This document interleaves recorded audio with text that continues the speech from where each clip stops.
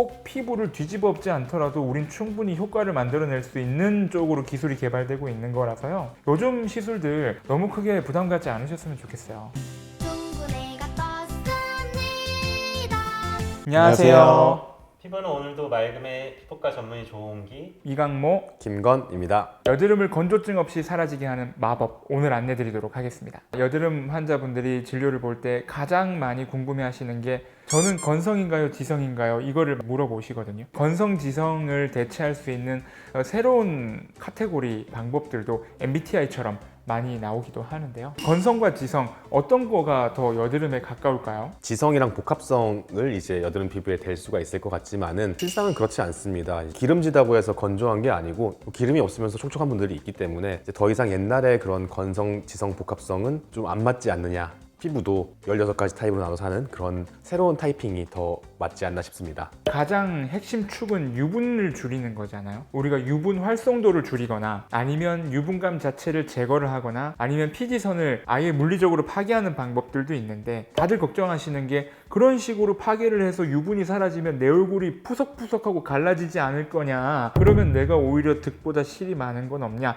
이걸 가장 많이 걱정을 하시거든요. 그러니까 그 부분에 대한 걱정을 오늘 좀 날려드리고 싶어요. 일단은 여드름은 이제 피지 분비가 많아져서 생기니까 피지 분비를 줄여야 되는 게 맞기는 한데, 그렇다고 너무 과도하게 뭐 제거를 하면은 피부가 건조해지지 않냐 이렇게 걱정들을 하시지만은, 병원에서 하는 시술들은 우리가 이제 병적으로 이상이 있는 부분들만 해결하기 때문에 대부분은 이제 피부 건조감 없이 해결을 할 수가 있습니다. 저희는 유분을 건드리는 거지 최종적으로 수분을 건드리는 작업이 아니기 때문에 여드름 치료에서 큰 어떤 건조감은 크게 걱정하지는 않으셔도 될 것 같아요. 오히려 유수분 밸런스가 맞춰지면서 오히려 수분감에 대해서도 더 긍정적인 효과를 얻으시는 분들이 더 많다고 생각을 합니다. 이런 걱정들을 환자분들이 많이 하시는 이유가 예전에 피지선 조절제 같은 건조한 약들을 많이 드시거나 아니면 필링 위주로 시술을 해서 피부 장벽이 깨졌던 경우가 많아서 그런 건조감을 경험해 보신 분들이 많아서 그런 것 같은데요. 요즘 하는 시술들은 그렇지는 않습니다.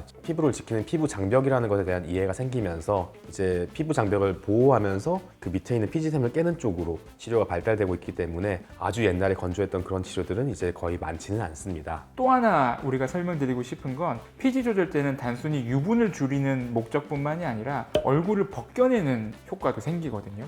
이 레티노이드라고 하는 비타민 A 유도체는 우리 피부 각질 세포의 리사이클링 주기를 극단적으로 줄이면서 피부가 계속 새로운 세포들을 생성할 수 있도록 만들어줍니다. 그렇기 때문에 레티노이드 성분을 복용을 했을 때 피부 장벽이 좀 깨질 수 있어요. 그런 장벽이 깨지게 되면 우리 피부 안에 있는 경피적 수분 손실률이 높아지게 되고 그러면서 건조감이 생기는 거거든요. 하지만 요즘 대중적으로 시행이 되는 다이오드 레이저, 네오빔이라던가 알레그라라던가 아니면은 우리 PDT 시술 같은 것들, 그리고 레이저 중에서도 홍조 레이저라던가 그리고 스케일링 혹은 아쿠아필 같은 그런 보존적인 시술들, 장벽을 깨지 않는 범위 내에서 시행되는 시술들은 건조감에 대해서는 거의 자유롭다고 보셔도 무방할 것 같아요.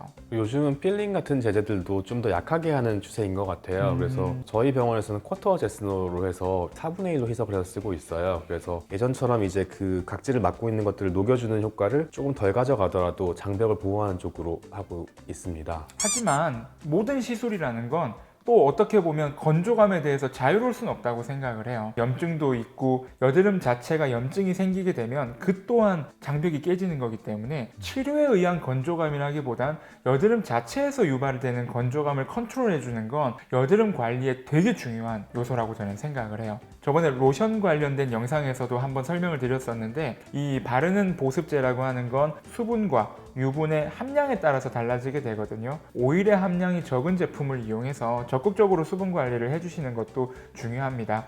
아무리 건조감에 자유로운 시술을 받더라도 계속해서 수분 관리는 꼭 부탁드리도록 하겠습니다.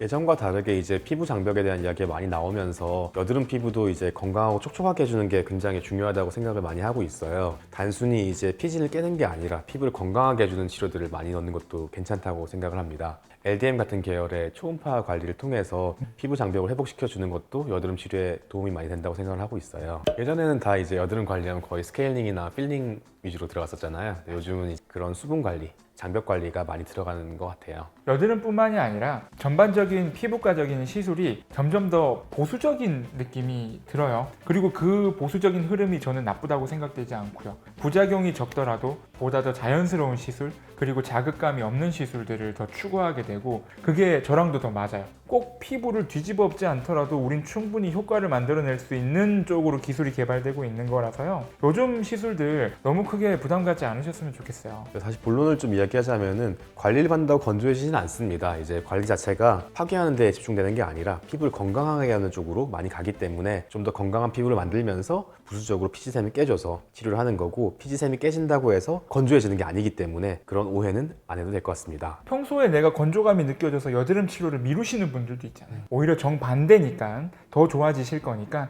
미루지 말고 즉각적으로 대처해 주세요. 오늘 영상이 도움이 되셨다면 피부는 오늘도 맑음, 좋아요, 구독, 알림 설정 부탁드리겠습니다. 감사합니다.